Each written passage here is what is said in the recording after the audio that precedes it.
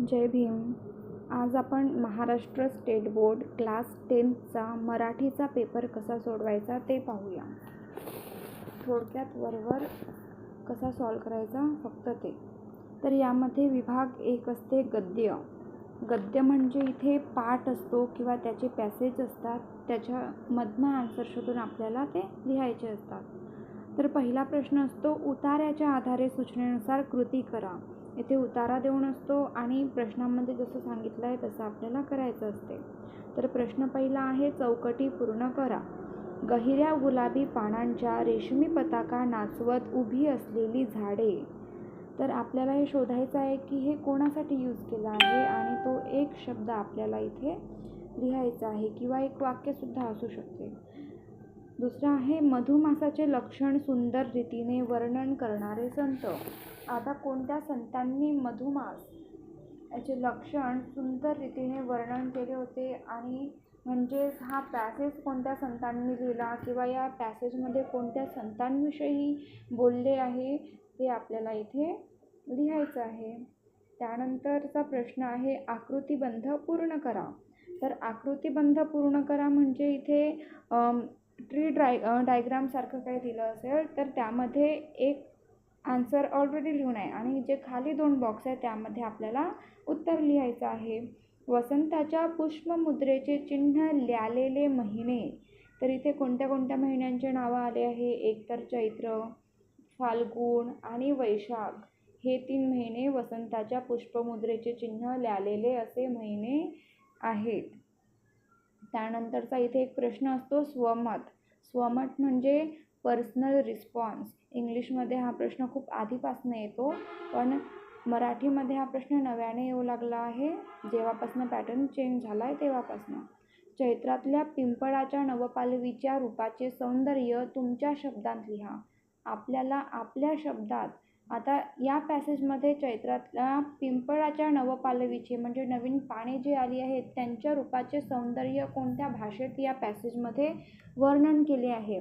आता तेच आपल्याला आपल्या भाषेमध्ये लिहायचं आहे. तर आपण थोडा पॅसेजचा पण हेल्प घेऊ शकतो. उतार्याच्या आधारे सूचनेनुसार कृती करा. आकृती पूर्ण करा. महर्षी धोंडो केशव कर्वे यांना करावयाची असलेली 2 कार्ये, एकतर जटिल कार्य ते कोणते होतं आणि अतिटटीचे कार्य ते कोणते. जटिल कार्य ते पण इथे पॅसेज देऊन आहे आणि त्या म्हणजे उतारा आणि त्या उतार्यामधनं आपल्याला हे उत्तर शोधायचे आहे.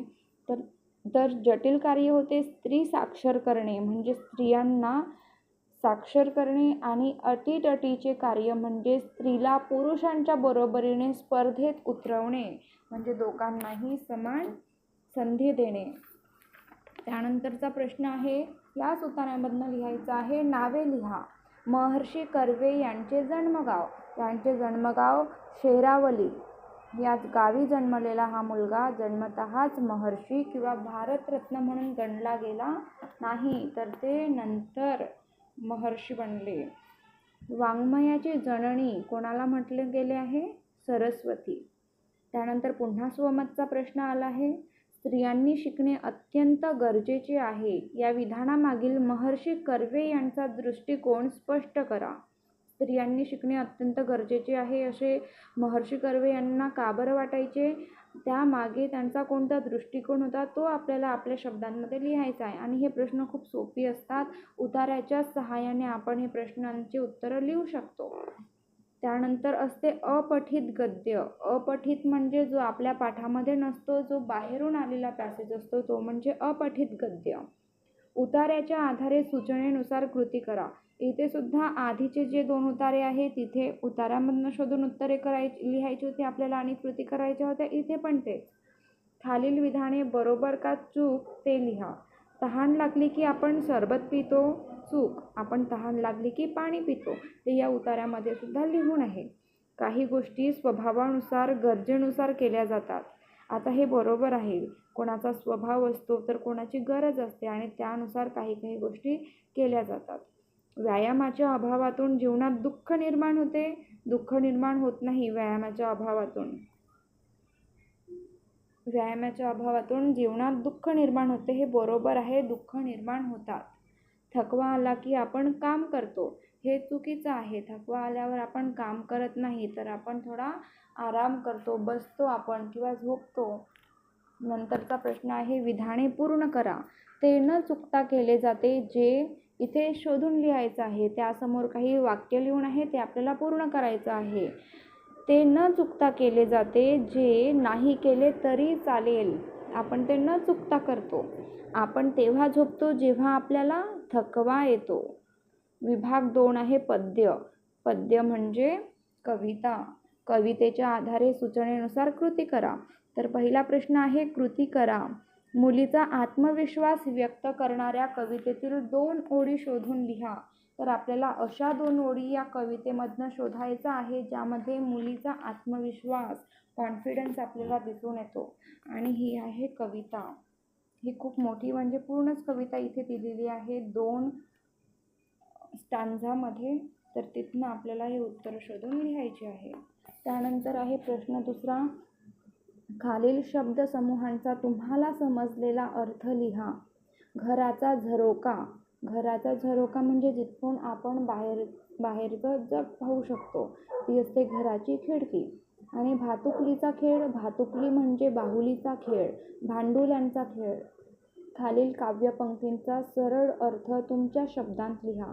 हे सुद्धा खूप सोपी असतं.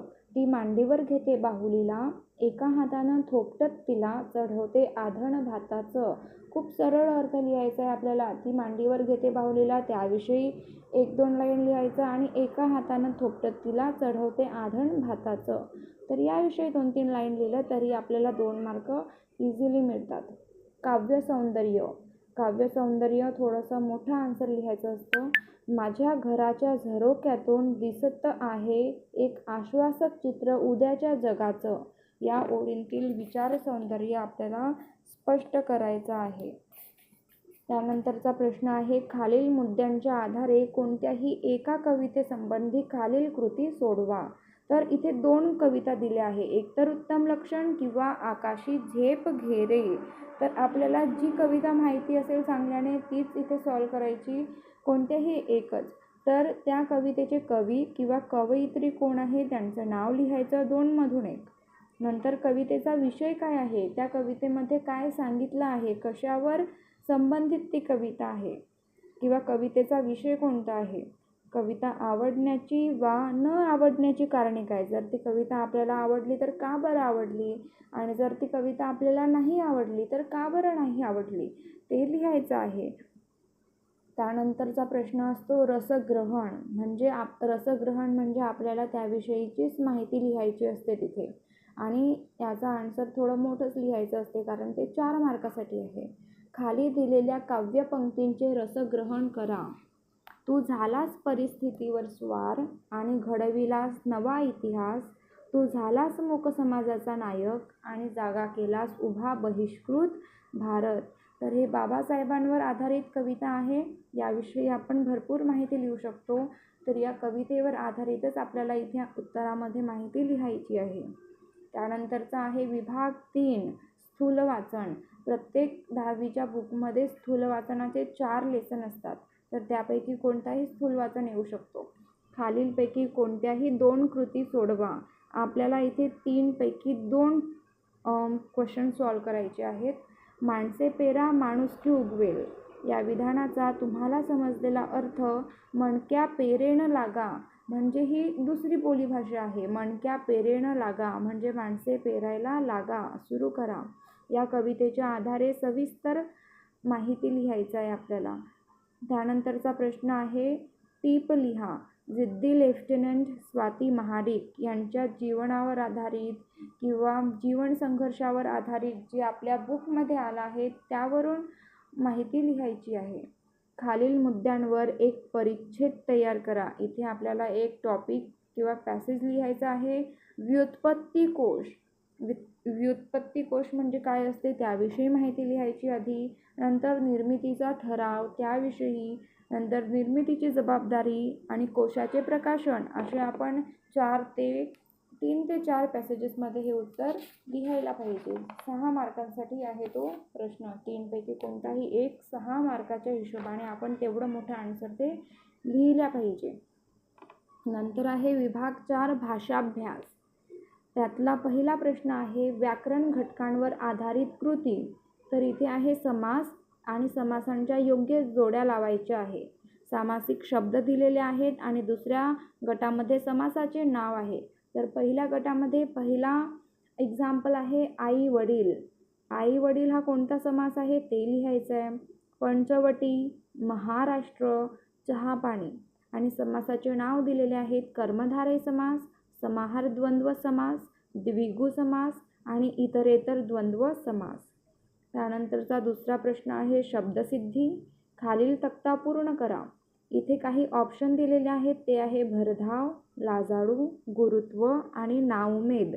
आपल्याला प्रत्यय घटित शब्द कोणते आणि उपसर्ग घटित शब्द कोणते ते लिहायचे आहे. प्रत्यय म्हणजे जे शब्दाच्या शेवटी जो प्रत्यय लागतो तो, आणि उपसर्ग घटित शब्द म्हणजे शब्दाच्या समोर जो पण अक्षर वगैरे लागते ते म्हणजे उपसर्ग घटित शब्द. नंतर आहे तिसरा प्रश्न आहे वाक्प्रचार. खालीलपैकी कोणत्याही 2 वाक्प्रचारांचा अर्थ सांगून वाक्यात उपयोग करा. आधी तर त्याच्यासमोर त्याचा अर्थ लिहायचा की निष्कासित करणे हे पहिलं उदाहरण आहे. तर निष्कासित करणे म्हणजे काय होते, नंतर त्याचा वाक्यात उपयोग करायचा. आणि जेव्हा आपण वाक्यात उपयोग करतो तेव्हा निष्कासित करणेच त्या वाक्यामध्ये लिहायचं आहे. त्याचा जो अर्थ आपण लिहितो तो शब्द वाक्यात उपयोगमध्ये लिहायचा नाही. नंतर मुग्ध होणे म्हणजे काय, गुंग होणे, हरवून जाणे. पित्त खवळणे म्हणजे काय, खूप राग येणे. अचंबित होणे म्हणजे काय, त्याचे अर्थ सांगायचे त्यासमोर आणि खालच्या वाक्यामध्ये त्याचा वाक्यात उपयोग करायचा. भाषिक घटकांवर आधारित कृती. त्यामध्ये पहिला आहे शब्द संपत्ती. इझी असते हे. खालील शब्द समूहापैकी एक शब्द लिहा. इथे 2 प्रश्न आहेत, त्यापैकी कोणताही एकच आपल्याला सोडवायचा आहे.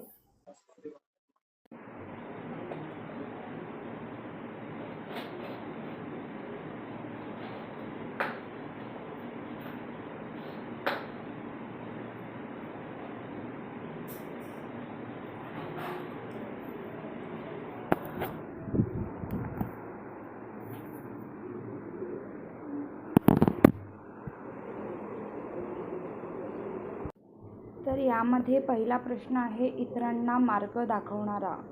एका शब्दामध्ये उत्तर लिहायचं आहे. आणि दुसरा प्रश्न आहे वर्षातून एकदा प्रसिद्ध होणारे म्हणजे वार्षिक. असं एका शब्दामध्ये आपल्याला उत्तर लिहायचं आहे. त्यानंतरचा प्रश्न आहे खालील शब्दाचे 2 समानार्थी शब्द लिहा. म्हणजे एका शब्दासाठी 2 समानार्थी शब्द. तर आईसाठी भरपूर समानार्थी शब्द आहेत, माय, माता, जननी. खालील शब्दांचे वचन ओळखा. नदी. आणि दुसरा प्रश्न आहे गोट्या. तर आपल्याला लिहायचं आहे की तो एकवचन आहे की अनेक वचन आहे.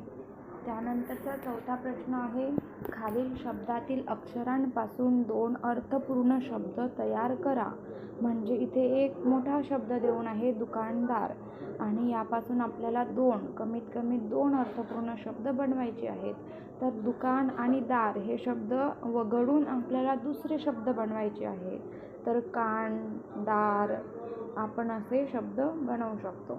लेखन नियमांनुसार लेखन म्हणजे अचूक शब्द ओळखायचा आहे. इथे 4 शब्द लिहून आहे, त्यापैकी 3 चुकीचे आहे आणि 1 अचूक असणार आहे, 1 बरोबर असणार आहे. तर तो बरोबर शब्द आपल्याला ओळखून लिहायचा आहे.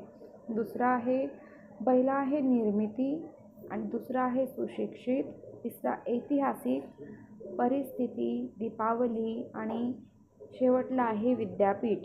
त्यानंतर प्रश्न तिसरा आहे विरामचिन्हे. आपल्याला विरामचिन्हे ओळखायची आहे. खालील विरामचिन्हे ओळखून त्यांची नावे लिहा. तर पहिला आहे प्रश्नार्थक चिन्ह किंवा प्रश्नवाचक चिन्ह, आणि दुसरा आहे स्वल्पविराम. प्रश्न चौथा आहे पारिभाषिक शब्द. पारिभाषिक शब्द म्हणजे इथे इंग्लिशमध्ये शब्द देऊन असेल आणि त्यांना आपल्याला मराठीमध्ये म्हणजे आपल्या मातृभाषेमध्ये त्याचा आन्सर लिहायचा आहे. खालील शब्दांना प्रचलित मराठी भाषेतील शब्द लिहा. ड्रामा. ड्रामा म्हणजे नाटक. Book stall. बुक स्टॉल म्हणजे काय होते ते आपल्याला इथे लिहायचं आहे, जसं की पुस्तक प्रदर्शनी वगैरे. नंतर आहे विभाग 5. या विभाग 5मध्ये आपल्याला लेखन करायचं असते, मोठं लेखन असते. तर उपायोजित लेखन. त्यातला पहिला प्रश्न आहे, खालील कृती सोडवा. आणि कृतीमध्ये आपल्याला पत्रलेखन आहे. पत्रलेखनामध्ये सुद्धा 2 ऑप्शन असेल आपल्याला, एक तर इन्फॉर्मल, दुसरा फॉर्मल, म्हणजेच अनौपचारिक आणि औपचारिक पत्र. खालील निवेदन वाचा व त्यातील कोणतीही एक कृती सोडवा. इथे एक टॉपिक दिलेला आहे आणि खाली त्याचे 2 प्रश्न आहे. ग्रंथपालांना पत्र लिहा, हा औपचारिक पत्र झालं. आणि आपल्या मित्राला किंवा आपल्या फॅमिली मेंबरमधनं कोणालाही जेव्हा आपण पत्र लिहितो ते झालं आपलं अनौपचारिक पत्र. तर दोन्हीपैकी मला अनौपचारिक जास्त इझी वाटते. त्यानंतरचा प्रश्न आहे सारांश लेखन. त्या सारांश लेखन एकतर आपल्याला त्या 2मधून एक पत्र किंवा सारांश लेखन करायचा असतो. तर सारांश लेखनाचा सुद्धा इथे विषय देऊ नसतो. या आपल्या पेपरमध्ये जो अपठित गद्य आला आहे, बाहेरचा उतारा आला आहे, त्या उतार्याचा 1/3 सारांश आपल्याला आपल्या शब्दांमध्ये लिहायचा आहे. त्यासाठी आपल्याला तो उतारा कशावर आधारित आहे आधी ते समजून घ्यावं लागेल. त्यानंतरच आपण त्याचा 1/3 सारांश आपल्या शब्दांमध्ये लिहू शकतो. खालीलपैकी कोणत्याही 2 कृती सोडवा. तर त्यामध्ये पहिली आहे जाहिरात लेखन. योगासन वर्गाची आकर्षक जाहिरात तयार करायची आहे. खूप सोपी प्रश्न असतो हा. इथे चित्र वगैरे, डिझाईन वगैरे आपण बनवू शकतो. आकर्षक गोष्टीने आपण आकर्षक अक्षरांमध्ये, शब्दांमध्ये आपण लिहू शकतो. नंतर बातमी लेखन करायचं आहे. जनता विद्यालय महाड या विद्यालयात नाविन्यपूर्ण पद्धतीने पर्यावरण दिन साजरा करण्यात आला. या समारंभाची बातमी तयार करायची आहे. तर बातमीमध्ये आपल्याला दिवस लिहायचा असतो की कोणत्या दिवशी तो साजरा करण्यात आला, त्याचा टायमिंग वगैरे काय होता, वार कोणता होता, आणि नंतर त्या विषयाची बातमी आपण तयार करायची की तिथे काय झालं, कशा प्रकारे तो पर्यावरण दिन तिथे साजरा करण्यात आला, त्यात नवीन पद्धत कोणती होती, जे नाविन्यपूर्ण पद्धत विचारलं आहे ते सर्व त्यामध्ये लिहायचं. त्यानंतर कथालेखन. खालील अपूर्ण कथा पूर्ण करा. एक अपूर्ण म्हणजे 3 ते 4 ओळी कमीत कमी देऊन असेल एखाद्या कथेच्या आणि त्याच्यासमोर आपल्याला 8 ते 10 ओळी किंवा 7-8 ओळी तरी आपल्या मताने लिहायच्या त्या कथेवर आधारित. खालील लेखन प्रकारांपैकी कोणतीही एक कृती सोडवा.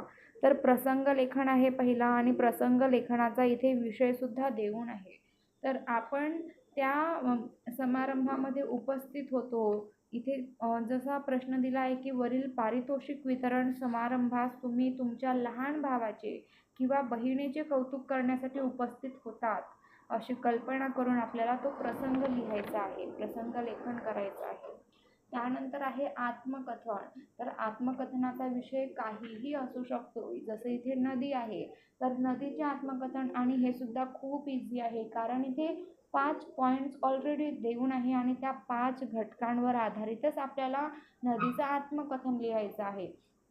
सर्वात आधी नदीविषयी थोडीशी माहिती लिहू, त्यानंतर नदीच्या भावना, नदीचे महत्त्व, नदीची खंत काय आहे, म्हणजे तिला कशाचं दुःख वाटते, नदीचे कार्य काय आहे आणि नदीची आजची परिस्थिती कशी आहे, त्या विषयावर आपल्याला तिचे आपण नदी आहो असे समजून आत्मकथन लिहायचं आहे.